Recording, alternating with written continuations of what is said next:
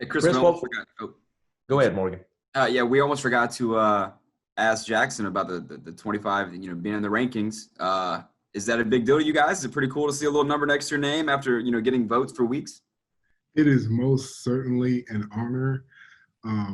Just through all the adversity that we faced this season, it's just nice to have a silver lining and know that the work that you continually put in is being recognized. So it's an honor to say the least.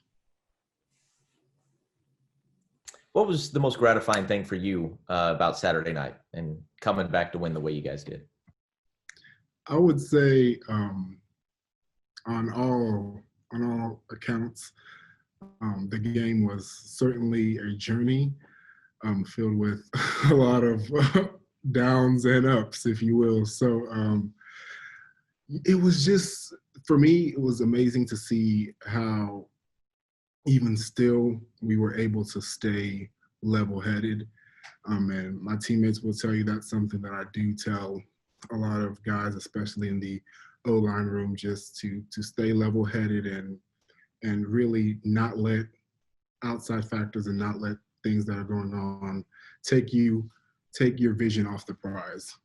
And so I was really, it was great to see how everyone was able to come back and just keep chucking wood, keep doing what we're doing, and know that everything will fall into place eventually.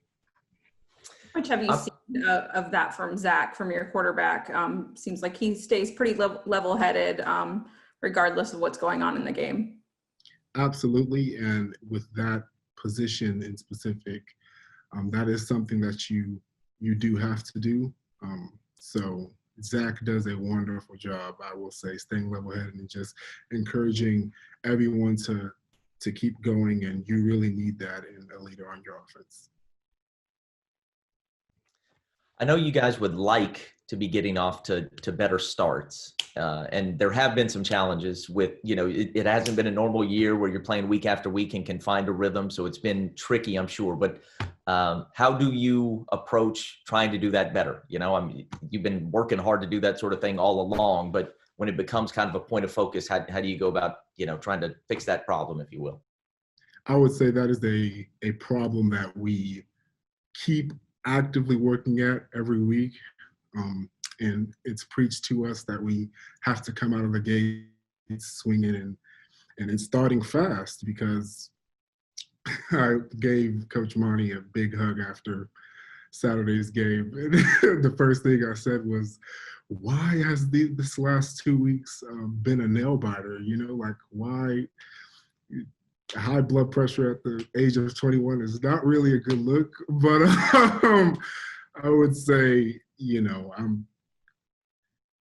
we're working on it, and it's something that I look forward to. In your time here, I'm sure there have been games where you're down 21-0 or something like that in the past, where you guys didn't respond quite as well. So what's been the difference, or what helps you get over the top with regard to that, and get to a place where, and I'm sure having a pretty veteran group is a big part of it, but you kind of, what's the difference between, let's say, times in the past where maybe the response wasn't as good, to now where, this is the third time this year you guys have been able to come back like that? Most certainly, I would say, and I'm glad that you pointed it out, we've been in spots like this before. And so I think what's special about this year is halftime has been exceptionally different. Very different in terms of offense, defense, even special teams. We know how to feed off of each other. We truly know how to encourage each other, and we can rely on each other in those very, very crucial times. And the difference from previous years is astounding, and I believe that makes all the difference in terms of how we've performed this year and a lot of our outcomes.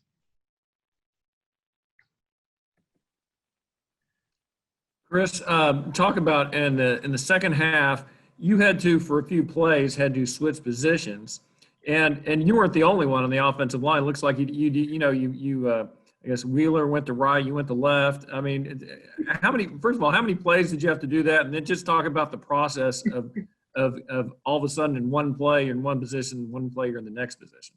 Well, I'm sure On Saturday night, the offensive line probably looked like an omni-applicable puzzle piece, like a bunch of Legos that were just, moving everywhere. And you know what? I believe that's truly awesome. Sometimes you have to do what you have to do, and I would say that stems from coaching and the way we practice as well.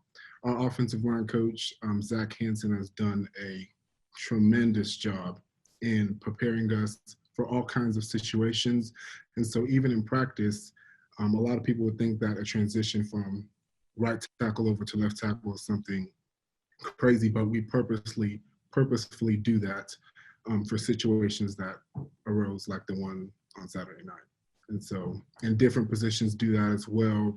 The right guard, Dylan Couch, will sometimes play center in practice, and Gerard will play both guards, and we do that on purpose to prepare us for situations like Saturday night. So it didn't feel too abnormal to all of a sudden switch sides and all of a sudden, be thrown into it. It did not. It's been done before, and we do our best to prepare us for those situations. Chris, Coach Montgomery said that Tulane's defensive line is the best that y'all will have played to this point. How much are you looking forward to this matchup for y'all on the offensive line? I will wholeheartedly agree, and I would say that I'm very much looking forward to the matchup. It will be a great challenge for our offensive line, and it will also be great to a great opportunity for us to showcase our skills, our techniques, a lot of the coaching points that we haven't really been able to put into place due to the certain defensive fronts that we've played this year. But Tulane has an exceptional defensive line, and they have in the past years as well. And so it will be a great challenge for us, and I'm excited for it. Which skills will you have to hone in on this week to get that success against Tulane?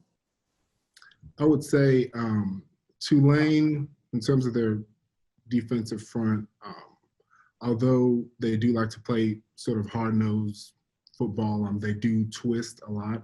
And so due to the defensive front that they play, in conjunction with the different formations they get into, setting off the ball will be very important. Just, getting that depth and allowing everything to sort out with everything that they bring. Mm-hmm. And you mentioned the versatility earlier on the line, being able to switch positions. How much does that benefit you going up against a front like that?